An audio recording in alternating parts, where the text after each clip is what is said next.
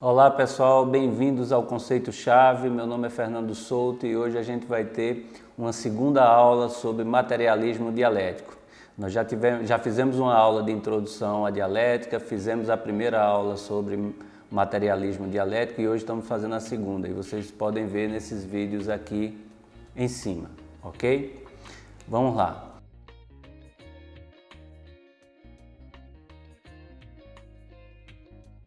Hoje a gente vai começar a falar de Marx, né? A gente falou nos vídeos anteriores sobre trabalho e hoje a gente vai começar falando de Marx. Há um autor que antecede Marx, que é Hegel, que desenvolveu muito o pensamento dialético. Mas o pensamento de Marx vai, vamos dizer assim, superar, dentro da lógica da superação dialética que a gente falou do vídeo anterior. Marx vai fazer uma crítica a Hegel e essa crítica ela parte do trabalho. Por que essa crítica do trabalho? Na concepção de Hegel, o homem é um sujeito ativo. E como esse homem é um sujeito ativo, ele está interferindo na realidade o tempo inteiro. E ele interfere na realidade porque ele é um sujeito ativo. A sua atividade é trabalho. Não confundir trabalho com emprego, tá certo? E qual é a crítica que Marx faz? Marx vai dizer que Hegel ficou muito, vamos dizer assim, focado no trabalho intelectual. E esqueceu do trabalho manual, vamos dizer assim. Só que, pensando sobre trabalho, não existe trabalho que não seja intelectual. E não existe trabalho intelectual que também não seja trabalho manual. Então, não existe trabalho nenhum que não seja trabalho intelectual. Mesmo o trabalho, por mais rotineiro, por mais mecânico que seja, o trabalho desenvolvido pelo homem vai ter algum nível de, vamos dizer assim, de trabalho intelectual, de atividade intelectual. Ora, e Marx, ao focar na crítica a Hegel, porque Hegel estava muito concentrado no trabalho intelectual, Marx vai pensar o seguinte, olha, Hegel diz que o trabalho permite ao homem desgrudar da natureza, e Hegel tem razão, né? Hegel diz que o trabalho é fundamental porque o homem está, vamos dizer assim, o homem está interferindo na realidade o tempo inteiro. No entanto, ao se concentrar apenas no trabalho intelectual, Hegel esqueceu de outra coisa, e eu vou falar dessa outra coisa daqui a pouco. Mas primeiro eu vou falar para vocês de como Marx compreende o trabalho. Marx compreende o trabalho da mesma forma que o Hegel até aquele ponto, mas Marx também compreende o trabalho como algo vital para o homem, né, se socializar. É através do trabalho do homem que ele socializa na sociedade. Compreendendo sempre trabalho como atividade, tá? Como atividade manual, como atividade intelectual. Então, para Marx, o trabalho é fundamental para que o indivíduo ele se socialize. Mas o trabalho também é fundamental para Marx para que o indivíduo desenvolva suas potencialidades e descubra suas potencialidades. Isso significa dizer que o indivíduo, ao começar a desenvolver uma atividade, ele pode descobrir, vamos dizer assim, habilidades, potencialidades associadas a isso. Então, Marx pensa o trabalho como fundamental para a socialização do homem, mas também como fundamental para a descoberta de potencialidade e, consequentemente, da autoestima. Tá claro? Então, qual é a crítica que Marx faz? Se o trabalho é tão importante para o homem, né, que permite a ele descobrir potencialidades dentro dele, né, o trabalho, num determinado momento, o trabalho se torna um algoz do homem. Como é que o trabalho, que é tão importante para o homem, se transforma em algoz? Como é que a gente compreende isso? E aí, a gente vai ter que pensar naquilo que Marx chama a atenção, que é a alienação.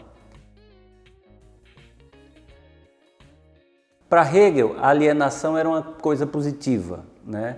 Desde Feuerbach, que vai fazer uma crítica a Hegel a partir do desenvolvimento do materialismo dialético, Feuerbach vai dizer que a alienação é algo negativo, porque você aliena do homem suas qualidades positivas, você retira dele, né? Parece que é algo de outro plano e não do próprio homem. Então Marx ele absorve essa crítica do Feuerbach ao Hegel e Marx ele vai desenvolver a crítica dele, né, ao trabalho na perspectiva da alienação. Quando é que existe o trabalho alienado? O trabalho alienado existe para Marx justamente porque Marx está dizendo, olha, se com a atividade, se com o trabalho o homem descobre potenciais dentro de si que ele desconhecia, você pega um garoto que nunca mexeu com vídeo, aí coloca ele para mexer com vídeo e ele tem uma desenvoltura que outros não têm, ele mesmo vai se surpreender com o potencial dele. É isso. Você pega uma pessoa que nunca cozinhou e leva ela para a cozinha e ela começa a mexer, e aí ela se descobre fazendo coisas incríveis. Essa pessoa tem uma habilidade que normalmente outras pessoas podem não ter, né? Apesar que eu acho que qualquer um de nós pode ter habilidades e essa habilidade nem sempre se revela inicialmente, você pode desenvolvê-las, né? Mas a crítica de Marx é que se o trabalho é tão positivo para o autoconhecimento do homem, porque ele descobre suas potencialidades, quando é que o trabalho se transforma em algoz? O trabalho se transforma em algoz quando é trabalho alienado. Mas o que é o trabalho alienado? É aquele trabalho em que o homem não se reconhece no trabalho, no produto do trabalho, né? É como se você fizesse uma coisa e ao invés de você ter a satisfação, o prazer por ter feito algo, você tem um sentimento de estranhamento, você tem um sentimento de não identificação. Ao invés daquilo te elevar a moral, te encher de orgulho, aquilo oprime. Então imagina um trabalhador que está numa fábrica, está fabricando um determinado bem manufaturado e tudo que ele faz é igual aquele personagem do Chaplin que aperta parafusos, Ele não sentirá prazer com aquilo. O resultado daquele trabalho ele desconhece porque ele só apertou o parafuso. É diferente de você construir algo, algum objeto que ao final você fica admirado, poxa, fui eu que fiz. Então o trabalho alienado, ao invés de revelar o potencial, ele oprime o homem. Então, para Marx, o trabalho é uma atividade em que o homem domina as forças naturais, né? O homem refaz a natureza, ele dá à natureza a sua cara. Mas, ao mesmo tempo, e aí a gente pensa dialeticamente que o homem transforma a natureza, o homem transforma a si. À medida que eu estou transformando a natureza, eu transformo a mim também.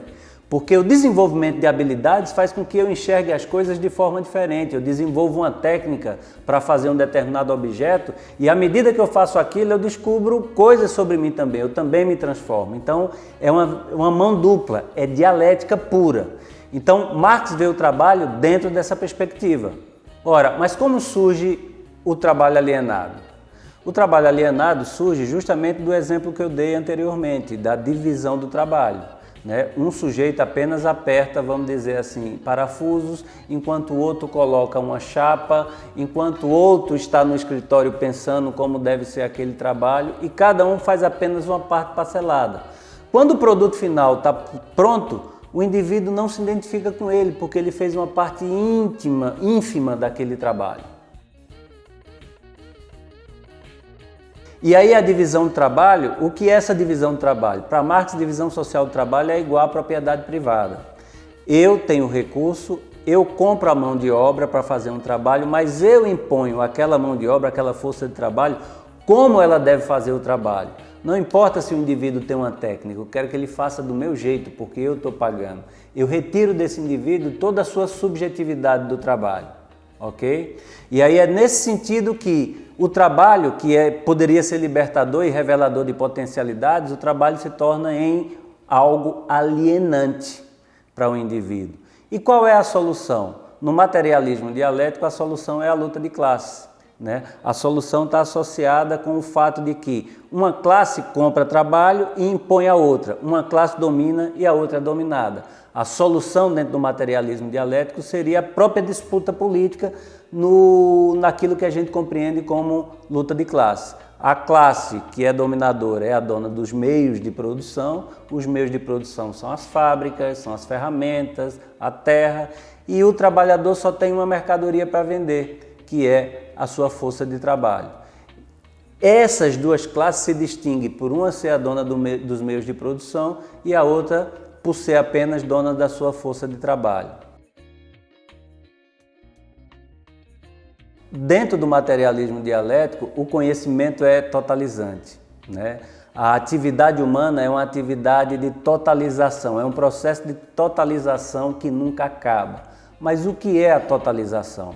A totalização a gente poderia definir como aquilo que eu estou fazendo aqui agora com o Laio, gravando esse vídeo, ele não é distinto de outras coisas que estão acontecendo na nossa sociedade ou mesmo no mundo agora. Há algum link entre o que nós fazemos agora e o que está acontecendo no mundo. Nós estamos gravando aqui esse vídeo, né? Estamos falando de materialismo dialético, mas não faria muito sentido a gente gravar esse vídeo se não tivesse uma plataforma como a do YouTube para receber esse vídeo. E não faria muito sentido se não houvesse também pessoas para assistir esse vídeo. Então, o que nós estamos produzindo aqui, ele serve para a compreensão dos alunos, existe um meio de transmissão para isso, ou seja, está conectado com as novas tecnologias, está conectado com o que está acontecendo no mundo hoje.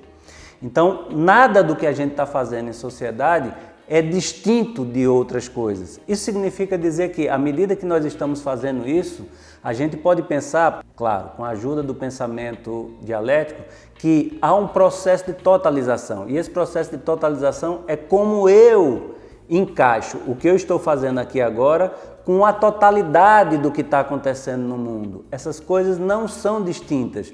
Você até pode imaginar que o que você está fazendo é só da sua conta, mas não. Você está com objetos aí na sua mesa, você está com um celular que foi feito em algum lugar do mundo, talvez na China, você está assistindo esse vídeo, então há uma conexão entre tudo, né? O pensamento dialético, ele tenta nos ajudar a compreender isso, né? Como é esse processo de totalização ou como esse processo de totalização ele se dá. Ora, o processo de totalização ele coloca para a gente o seguinte, que a realidade é mais rica do que o conhecimento que nós temos dela. O que quer dizer que a realidade é mais rica do que o conhecimento que nós temos dela? Quer dizer que, por mais que nós produzamos ciência, conhecimento, etc., a realidade ainda assim será mais rica do que a capacidade que nós temos de interpretá-la, de conhecê-la. Ela vai sempre se manter mais rica do que a capacidade que o homem tem de criar instrumentos para compreendê-la. A síntese é a capacidade, vamos dizer assim, é a visão de conjunto que nós temos que permite a gente compreender a realidade. Nós falamos de totalização, né? Falamos que a realidade é mais rica, agora nós vamos falar de síntese. O que é a síntese? Vamos pensar no conceito de população. Você vai ler, você vai pegar algum manual de metodologia e você vai ver lá o escritor falando sobre população, a população que você vai escolher para investigar, alguma coisa assim. A população de um determinado lugar, nos livros de geografia, de história e por aí vai. Quando a gente fala de população, fica uma coisa muito abstrata. Abstrata por quê? Porque o que é população? Eu posso definir na minha pesquisa que população é um conjunto de ratos que eu vou utilizar na minha pesquisa, né? Eu posso falar de população como população de uma cidade. Mesmo assim fica muito abstrato.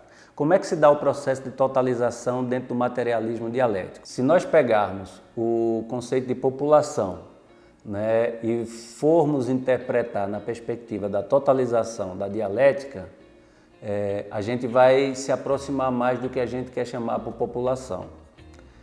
Eu já falei de população como está nos manuais, que significa algo abstrato. Na perspectiva do materialismo dialético, o que é que eu entendo por população dentro disso que nós estamos falando de totalidade? A população da cidade do Recife, né? Essa população ela é formada por que tipos de pessoa? E aí a gente vai pensar que nessa população existem negros, existem mulheres, existem gays, existem LGBTs. Dentro dessa população existem médicos, existe uma grande parcela que vive de salário mínimo, existe uma parcela que não tem emprego. À medida que a gente vai colocando essas informações, a gente vai começando a compreender que população não é um conceito abstrato, mas população leva em consideração pessoas de cor, pessoas que têm uma renda, pessoas que não têm renda, pessoas que passam fome e por aí vai. Então, essa população, onde é que ela está inserida? Ela está inserida dentro do Recife. Recife está onde? Está no Nordeste. Nordeste de onde? Do Brasil. O Brasil está onde? Na América do Sul. Qual é o lugar da América do Sul que o Brasil ocupa em termos da produção internacional de produtos? Em que hierarquia o Brasil está na produção de conhecimento? Em que hierarquia o Brasil está na produção, vamos dizer assim, de tecnologia? Em que lugar do mundo o Brasil está na produção do software? Então, essa população do Recife, ela está inserida dentro de uma cidade, dentro de um estado, dentro de uma região, dentro de um país, dentro de um continente específico. E essa população está trabalhando justamente porque o tipo de produção que existe internacionalmente é a produção capitalista. Então, ela está inserida. Então, quando a gente fala de população, nós estamos falando de uma população que vive no capitalismo e que está num país periférico do capitalismo, que precisa produzir sob determinadas condições, que não são tão vantajosas quanto outros países. Aí a gente volta para a ideia de totalidade no seguinte: quando a gente fala de totalidade, a gente compreendeu agora, eu espero que vocês tenham compreendido, que o conceito de população ele deixa de ser abstrato à medida que eu aproximo ele, vamos dizer assim, de suas determinações. Quais são as determinações? Capitalismo, trabalho. Então, eu compreendo que a população, seja ela de onde for aqui no Brasil, ela está submetida a determinações do tipo capitalismo, trabalho, salário e por aí vai. Então, o processo de totalização é justamente a gente compreender conceitualmente várias coisas e inserir ele dentro de uma perspectiva macro. O que é a perspectiva macro? O capitalismo, a Organização Internacional do Trabalho. E como é que eu insiro isso? Da mesma forma que nós acabamos de fazê-la, né? Nós fizemos com o conceito de população, nós poderíamos fazer com outros conceitos. Então, à medida que eu pego um conceito, eu aprofundo ele, eu localizo ele na estrutura produtiva do mundo e eu faço isso com outros, olhando suas determinações, nós temos a síntese, que é a capacidade de analisar em conjunto várias coisas dentro de um processo totalizante. Totalizante porque é macro. Agora veja, toda vez que eu interpreto a realidade, eu interpreto essa realidade a partir de um determinado momento histórico. É um momento histórico. Em outro momento, a configuração pode ser outra. Por isso que nós estávamos falando que a realidade ela é mais rica do que a nossa capacidade de construir instrumentos para interpretar. Então, todo esse processo totalizante, ele nunca vai mostrar como é a realidade exatamente para a gente. Vai ser sempre uma aproximação daquela realidade daquele momento, né? O processo de totalização é isso. É a gente pegar, descobrir os determinantes de um determinado conceito, inserir ele dentro de uma estrutura macro e aí a gente tem, vamos dizer, a síntese. Compreendido isso? Pois é, esse foi o nosso vídeo de hoje, né, sobre materialismo dialético. Nós falamos sobre trabalho, a crítica de Marx à alienação e falamos sobre a riqueza da realidade e a ideia de totalização e síntese, tá? Tem mais vídeos sobre materialismo dialético, mas esse vídeo fica por aqui. Se você gostou, você dá o seu like, você compartilha. Se você tem sugestões, escreve aí e a gente vai tentar respondê-las ou absorver as críticas que vocês colocarem. Um grande abraço para todo mundo.